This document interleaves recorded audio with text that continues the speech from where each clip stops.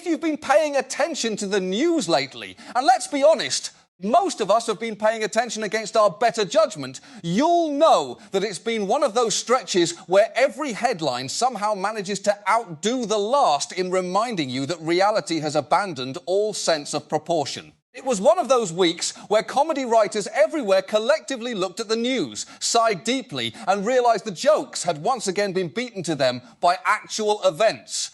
Now, technically, one of the biggest stories floating around involved the Queen's Platinum Jubilee. 70 years on the British throne, 70, that's less of a reign and more of a geological era. Britain celebrated the occasion the only way Britain truly knows how, with enormous crowds, military pageantry, balconies filled with people who have perfected the art of waving without appearing to move their shoulders, and enough Union Jacks to temporarily convince passing satellites that the island itself had become a flag. There were concerts, there were parades, there were cakes shaped like corgis, which, if you've never seen one, exist in the uncomfortable space between adorable tribute and slightly haunted pastry. Somewhere, someone genuinely thought, you know what would honour Her Majesty? A sponge cake that looks like it's silently judging me. Naturally, before all the celebrations began, there was one awkward question hanging over everything. What exactly do you do about Prince Andrew? Fortunately, or perhaps suspiciously conveniently, the problem appeared to solve itself when news broke that he had tested positive for COVID. Now, plenty of people immediately raised their eyebrows at that announcement. The timing seemed, let's call it, extraordinarily helpful. Oh, he tested positive, they said. Well, wonderful.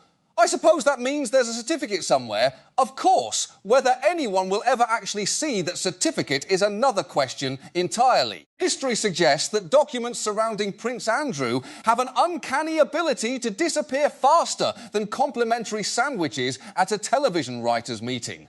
Either the paperwork mysteriously vanishes, or someone eventually pays millions of dollars in the hope that everyone simply agrees never to mention it again. Those do seem to be his preferred conflict resolution strategies. Still, amusing as all that might be, it felt almost impossible to stay focused on royal gossip when something unimaginably worse had happened in America, because 12 days earlier, tragedy struck in Uvalde, Texas. An 18-year-old carrying two legally purchased AR-15-style rifles entered an elementary school, 19 children, 2 teachers gone. Just like that, there are moments where satire simply stops, where every clever observation collapses under the sheer weight of what actually happened. This was one of those moments whenever something like this happens. And heartbreakingly, the phrase something like this has become disturbingly common. We all instinctively begin asking the same questions. How? Why? Could it have been prevented? The painful truth is that none of those questions are mysterious anymore. We know how. We know why. And perhaps most frustratingly of all, we know what could reduce the chances of it happening again. The central problem isn't hidden beneath layers of complexity. It's guns. More specifically, it's the astonishing ease with which people can legally obtain extraordinarily lethal firearms. Again and again, investigators reach the same conclusion. Many of the deadliest mass shooters, including those responsible for Uvalde and Parkland, didn't steal military weapons from secret government bunkers. They bought them legally. That fact matters because it immediately eliminates an entire category of excuses. We're not dealing with an underground black market that's impossible to regulate. We're talking about purchases made through perfectly legal channels. So if the problem is access, then logically, the solution involves limiting access, meaningful gun control, growl checks, restrictions, laws designed around public safety instead of wishful thinking. Simple enough in theory. Except America has developed an extraordinary talent for inventing absolutely any explanation that allows us to avoid discussing that particular solution. And I do mean any explanation. Almost immediately after the shooting, familiar voices appeared offering alternatives. Some insisted the answer wasn't legislation, it was prayer. Others argued schools needed spiritual revival. Still others proposed increasingly bizarre security measures. One suggestion involved elaborate entrance systems complete with interlocking doors and tripwires. Tripwires at elementary schools, because apparently we're now designing public education using rejected blueprints from an Indiana Jones movie. Then came perhaps my favourite proposal, ballistic blankets. Not armour, not policy. Blankets, colourful ones, decorative ones, bullet-resistant blankets that could hang on classroom walls. Now, forgive me, but using a blanket as your primary defence strategy against an active shooter feels less like public policy and more like desperately improvising after realising your emergency plan was written by someone who misunderstood the assignment. A blanket isn't even especially effective against the considerably smaller emergency of there appears to be a bird in the kitchen. Even then, success rates remain questionable. Yet somehow we're expected to believe colourful classroom blankets are going to solve mass shootings. Remarkable, of course, another proposal arrives with almost perfect predictability every single time. If you've lived through enough of these tragedies, and depressingly, Americans have, you already know what comes next. More police, specifically more police inside schools. At the National Rifle Association convention, which unbelievably still went ahead in Texas only 3 days after Uvalde, its leadership repeated an argument they've made after previous massacres, including Sandy Hook and Parkland. Schools need more officers, more armed personnel, more school resource officers, or SROs. The logic sounds comforting on the surface. If danger comes carrying a gun, surely the answer is another person carrying a gun. It's an appealingly simple equation. Unfortunately, simple equations aren't always correct, and perhaps we shouldn't be surprised that the organisation representing gun manufacturers recommends adding more people with guns. That's rather like asking the National Association of Ice Cream Vendors how to solve obesity and hearing. Have you considered slightly larger cones? Or consulting the head of a landfill who insists the overflowing garbage problem could best be solved by adding several additional piles of garbage nearby. Their answer isn't exactly unbiased. Still, this particular argument has gained enormous traction over the years because, unlike many talking points that disappear after the news cycle ends, this one actually shapes public policy after nearly every major school shooting. The conversation eventually shifts toward increasing police presence inside schools. Following Columbine in 1999, federal funding poured into school policing. Hundreds of millions of dollars were allocated. Thousands of school resource officers were hired. Over time, what began as a response became standard practice. Today, more than half of American schools report having sworn law enforcement officers on campus at least once each week. That's an extraordinary transformation, and while police numbers increased, something else quietly decreased stores. Not weapons, not security equipment, so stores for children. Across America, millions of students attend schools where police officers are available, but counsellors aren't. Schools with officers, but no psychologists. Schools with armed security, but no nurse. Just pause and think about that. Millions of children are statistically more likely to encounter handcuffs than mental health care during the school day. That should strike every single one of us as profoundly backwards, because schools exist fundamentally to educate and support children. Yet somehow we've reached a point where emotional support is treated as optional while law enforcement is considered essential. And once you begin noticing that shift, it raises a much larger question. Not whether police officers can respond during the rarest imaginable emergencies, but what their presence actually does to students every ordinary day. That, as it turns out, is where the real story begins. Once you stop looking at school police through the narrow lens of mass shootings, something interesting happens. Actually, interesting is probably the wrong word. Deeply unsettling is much closer because the conversation changes completely. The question is no longer, can an officer stop the rarest and most horrifying event imaginable? Instead, it becomes, what happens every single ordinary school day when law enforcement is woven into the fabric of childhood? That's a much bigger question, and it's one that deserves honest answers instead of comforting slogans. To be fair, the idea of putting police officers in schools didn't appear out of nowhere. It wasn't born from bad intentions. Plenty of parents genuinely believe they're helping protect their children. One father spoke at a county council meeting and explained exactly why he supported UD adding more school resource officers. He worried about his children. He worried about his wife, who worked in a school district. He couldn't bear the thought of teachers having to defend themselves from a gunman with something as absurd as a backpath. Those fears are completely understandable. Every parent imagines the worst-case scenario at some point. The problem isn't the fear. The problem is whether the proposed solution actually works. And that's where the evidence begins to pull the rug out from underneath the entire argument. Researchers who've spent years studying school shootings have reached a remarkably consistent conclusion. Metal detectors don't reliably stop school shootings. Locked doors don't reliably stop them. Security cameras don't reliably stop them. And neither do school resource officers. That's uncomfortable to hear because we'd all like to believe visible security automatically equals actual safety. Unfortunately, reality rarely cooperates with what we'd like to believe. Even when people argue, well, maybe officers don't prevent shootings, but surely they stop them once they begin, the evidence remains surprisingly thin. Think about two of the most widely discussed tragedies in recent history, Parkland, Uvalde. Both schools had law enforcement present. Both tragedies still unfolded. That fact alone doesn't mean officers failed because they lacked courage or good intentions. It simply means their presence wasn't enough to prevent catastrophe. And when researchers examined nearly 2 decades of incidents, they found remarkably few examples where school resource officers successfully stopped an active shooter. In fact, examples of teachers or school staff intervening turned out to be at least as common. More importantly, when analysts looked beyond individual stories and examined the larger dataset, 179 shootings on school grounds, they found no evidence that officers reduced the severity of attacks.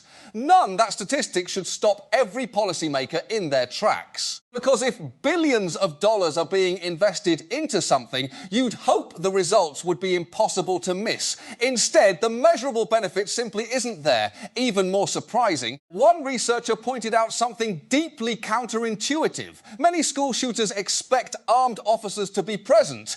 They know the layout, they know security exists. They're often suicidal. So instead of discouraging them, they simply arrive even more heavily armed. It's one of those conclusions that feels almost impossible to accept. If someone invented mosquito spray that consistently attracted mosquitoes instead of repelling them, you'd expect the company to pull it from shelves immediately. They certainly wouldn't continue advertising it. They'd probably rename it something like Premium Mosquito Dating Cologne and hope no one asked too many questions.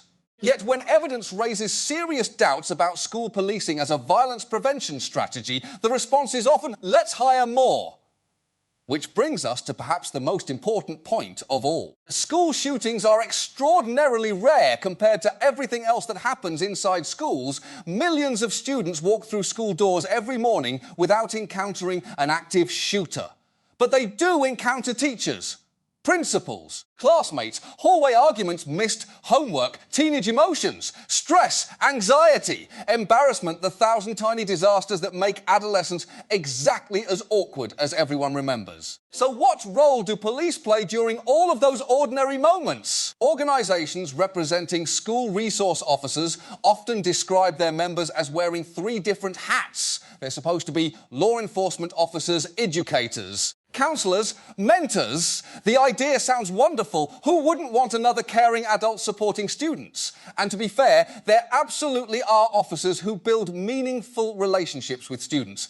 Some appear in school musicals. Others coach extracurricular activities. Some participate in dances, pep rallies, or charity events. Videos circulate online showing officers laughing with students, singing during carpool karaoke, or joining school performances. Those moments are genuine. They're also real, but they don't necessarily represent the everyday experience across thousands of schools, because surveys of school resource officers reveal something rather predictable. When asked which role they identify with most, the overwhelming majority answer, law enforcement, which shouldn't surprise anyone. Police officers become police officers because policing is their profession. Most people don't complete police academy training secretly, hoping someone eventually asks them to supervise chemistry homework, and that's where the system begins to shift. Teachers, already carrying enormous workloads, sometimes discover something tempting. An officer is only a phone call away. A disruptive student, call the officer. An argument, call the officer. Someone refusing instructions, call the officer. Again, it's understandable. Teachers face impossible expectations. They're expected to educate, counsel, manage behaviour at all paperwork, communicate with parents, prepare lessons, grade assignments, all while often being underpaid and underappreciated. Society somehow decided that one acceptable form of gratitude would be occasionally giving teachers apples. Apples? Why apples? Who reached that agreement? Doctors get respect. Athletes get trophies. Scientists get Nobel Prizes. Teachers? Fruit. Not even exciting fruit. Nobody arrives carrying mangoes or chocolate-covered strawberries. Just apples. Which, incidentally, is also roughly how you'd reward a reasonably cooperative horse. But exhausted teachers making difficult decisions isn't really the issue. The concern is what happens when ordinary classroom discipline gradually becomes a law enforcement matter. Because once police become responsible for handling routine behavioural problems, children start entering the criminal justice system for behaving like children. And that's not speculation, it's documented. In one recorded school year alone, more than 54,000 students were arrested at school. 54,000. Pause for a moment and imagine trying to guess what happens 54,000 times inside American schools. You might think about forgotten homework, broken pencils, fire drills, lost lunchboxes, someone accidentally setting off the smoke detector in home economics. You probably wouldn't immediately think children getting arrested. Yet there it is, and here's the part that becomes almost surreal. Many of those arrests weren't for violent crimes. Students have faced assault charges for throwing a paper airplane, a baby carrot Skittles. Others faced drug possession accusations after carrying something as harmless as a maple leaf. A maple leaf, nature itself briefly became suspicious. Perhaps the most heartbreaking examples involve very young children. One 5-year-old with ADHD experienced a tantrum, something countless 5-year-olds have done since the beginning of humanities. Instead of receiving support appropriate for their age, the child ended up charged with battery on a police officer. Imagine saying that sentence aloud without immediately realising something has gone terribly wrong. 5-year-olds cry, they scream, they kick. Sometimes they become tiny hurricanes, powered entirely by exhaustion and crackers.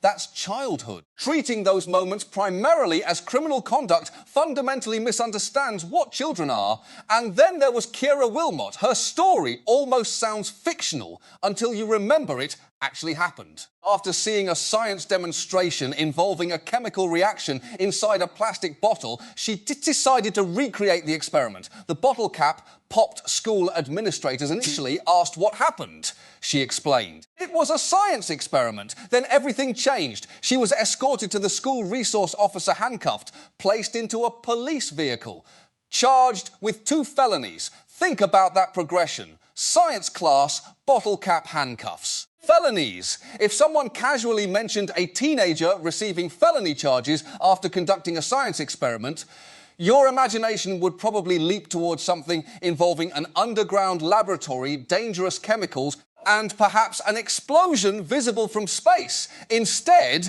it was a plastic bottle. Eventually, the charges were dropped, but the arrest remained part of her history. When college applications asked whether she'd ever been arrested, she had to answer honestly, yes, the legal consequences disappeared. The personal consequences didn't. That's one of the cruelest realities about juvenile arrests. Even when prosecutors decline to pursue charges, the arrest itself can shape opportunities involving scholarships, employment, education, and public perception. Some juvenile records can eventually be sealed, some cannot. Either way, the experience doesn't simply vanish. A single afternoon can permanently alter how a young person sees authority and how authority sees them. And perhaps most frustrating of all, even officials working inside the juvenile justice system have openly acknowledged this problem. One probation officer admitted that many referrals never become criminal prosecutions because the underlying behaviour simply isn't serious enough. But by then, the damage has already begun.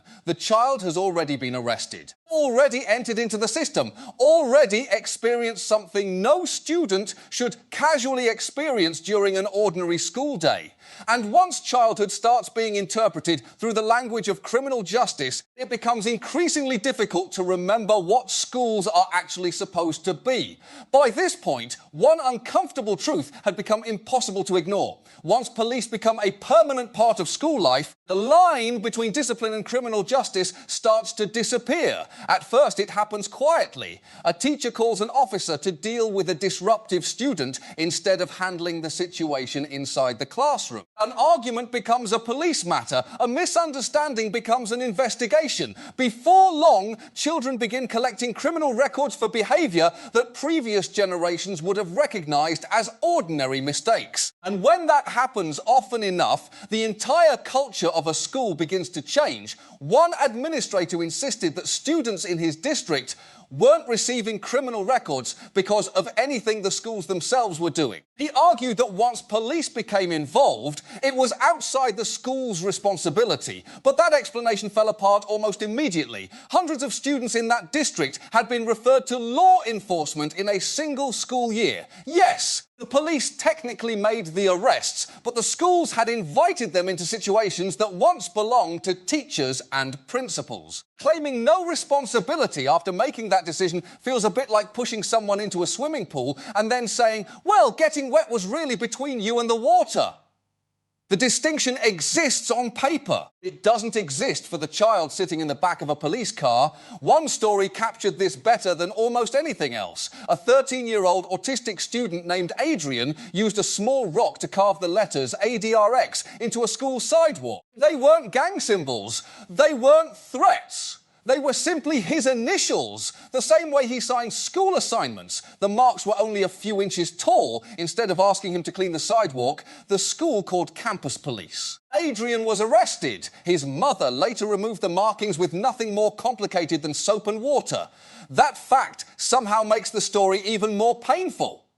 A few minutes of cleaning solved the physical problem. The emotional impact lingered much longer, and honestly, if you think back to being 13, carving your initials into something probably ranked somewhere between passing notes in class and drawing terrible band logos on the list of questionable teenage decisions. Teenagers write their names everywhere, on desks, on notebooks, on backpacks. If they somehow managed to carve initials onto the moon, another teenager would probably look up and think, that's actually kind of impressive. That's adolescence, it's experimentation, it's immaturity, it's figuring out boundaries. Treating those moments primarily as criminal behaviour misunderstands what growing up actually looks like.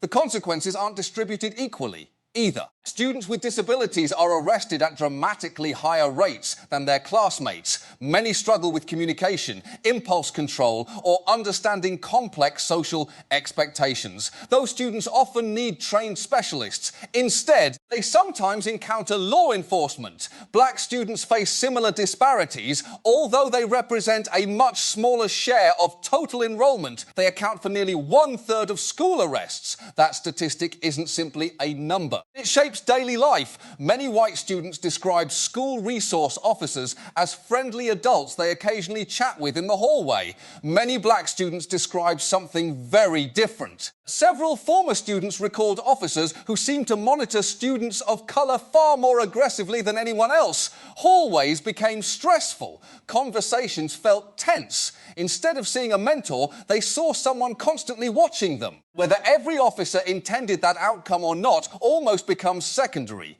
If large groups of students consistently experience school as a place of surveillance rather than support, something has gone fundamentally wrong. School is already difficult enough. Ask almost any adult to identify the most socially terrifying period of life, and high school usually wins by a landslide. Teenagers spend years worrying about fitting in, saying the wrong thing, wearing the wrong clothes, sitting at the wrong lunch table, or somehow becoming the centre of attention for reasons they'd rather forget forever.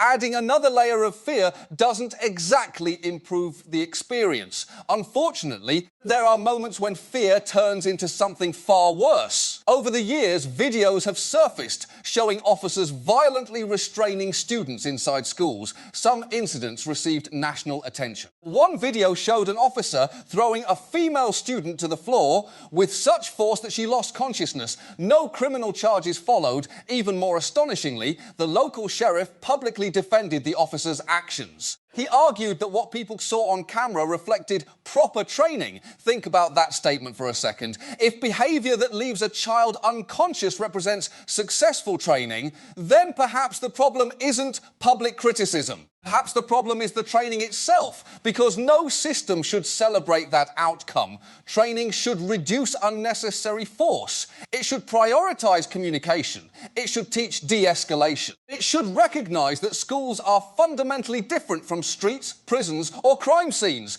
Children are not simply smaller adults. Their brains are still developing. Their judgment is still forming. They make emotional decisions. They overreact. They push limits. They make spectacularly poor choices. That's literally part of becoming an adult, which raises another important issue. School resource officers receive police training. But specialised training for working with children varies dramatically depending on the state. Some officers receive extensive preparation. Others receive very little. There are no universal national standards governing school-based policing. That inconsistency matters enormously, because working with children requires different skills than responding to armed robberies or traffic accidents. Patience matters, communication matters, understanding childhood development matters, recognising disabilities matters, knowing when not to escalate matters. Without those skills, ordinary school conflicts can spiral into life-changing encounters. Researchers also found another troubling pattern. Schools with school resource officers tend to suspend and expel students at higher rates than comparable schools without them. Those disciplinary actions carry long-term consequences. Students who are repeatedly suspended are more likely to struggle academically, more likely to drop out, more likely to face additional behavioural challenges later in life. Again, none of this suggests that every individual officer behaves poorly. Many undoubtedly care deeply about students. Many entered schools hoping to help. Good intentions, however, cannot erase consistent patterns visible across large amounts of evidence. Systems should be judged by outcomes. And many of those outcomes deserve serious scrutiny. That's why simply changing uniforms or making officers appear less intimidating doesn't address the underlying issue. Some school districts even experimented with replacing traditional police uniforms with light blue polo shirts. The idea seemed to be that softer clothing might make students feel more comfortable. Students saw through it almost immediately. One teenager summed it up perfectly. A police officer remains a police officer regardless of the colour of the shirt. Changing the uniform doesn't change the authority behind it. It certainly doesn't change what happens if an encounter turns confrontational. If meaningful reform is going to happen, cosmetic changes won't be enough. Keeping officers away from routine classroom discipline would be one step. Providing comprehensive training focused on de-escalation, disability awareness and adolescent development would help. Some communities have gone further by removing police from schools entirely while simultaneously investing in alternative safety strategies. Those conversations haven't been simple, nor should they be. School safety deserves thoughtful planning. But thoughtful planning means asking the right question. Not merely, how do we respond once violence begins? Instead, what actually keeps children safe every single day? The answer probably isn't found by hiring more armed personnel while leaving counselling offices empty. Imagine directing those same resources towards school psychologists, social workers, nurses, counsellors. Professionals trained to recognise mental health struggles before they become crises. Adults whose primary role is helping children rather than policing them. Those investments may not produce dramatic headlines. They don't fit neatly into action movies, but they address problems long before emergency sirens ever become necessary. Meanwhile, one essential truth remains unchanged.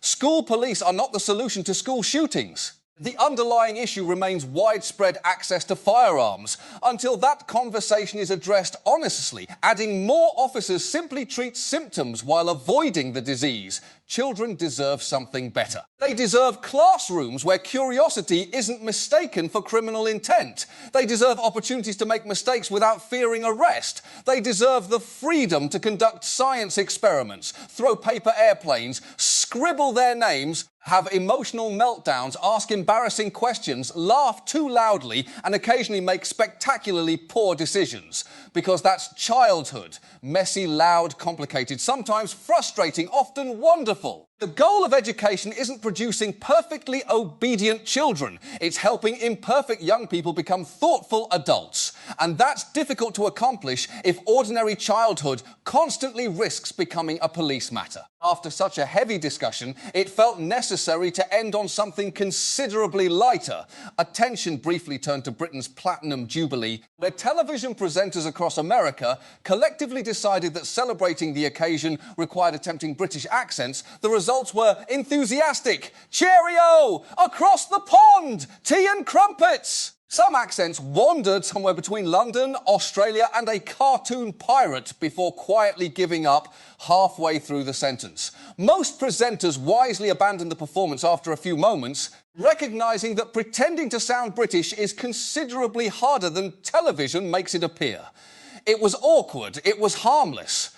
And after everything else that had dominated the week, perhaps harmless awkwardness was exactly what everyone needed. Then came one final story. Months earlier, someone in Melbourne, Australia, had attempted to cut down a giant public banana sculpture with a saw. Yes, an enormous banana. Because apparently Australia looked around at its already impressive collection of giant roadside attractions and thought, you know what this country needs? A banana with emotional depth. The sculpture represented broader ideas about environmental sustainability and society's relationship with excess. Unfortunately, many local residents simply looked at it and wondered why public money had paid for such an unusual piece of art. Following the vandalism, the banana disappeared. It was eventually replaced with a giant flower pot. Perfectly respectable, considerably less memorable. Faced with that situation, an amusing proposal emerged. What if the city sold the banana instead? A symbolic offer followed, $10 for the sculpture, accompanied by substantial charitable donations to a local food bank and wildlife conservation. Even better, the exchange would include sending Australia another enormous statue, a gigantic alligator making a very unmistakable hand gesture. After all, if any country could appreciate oversized public artwork featuring a dangerously confident reptile, Australia certainly seemed like an excellent candidate. Whether or not that exchange ever happened almost became irrelevant. The idea itself captured something important. Humour doesn't erase tragedy. It never can. But after spending time confronting difficult realities, laughter reminds us why those conversations matter in the first place. Because ultimately every debate about schools, safety and public policy comes back to one simple question. What kind of world are we trying to build for children? The answer should never begin with fear. It should begin with hope, compassion and the belief that every child deserves the chance to grow, stumble, learn, laugh and simply be a kid. The end.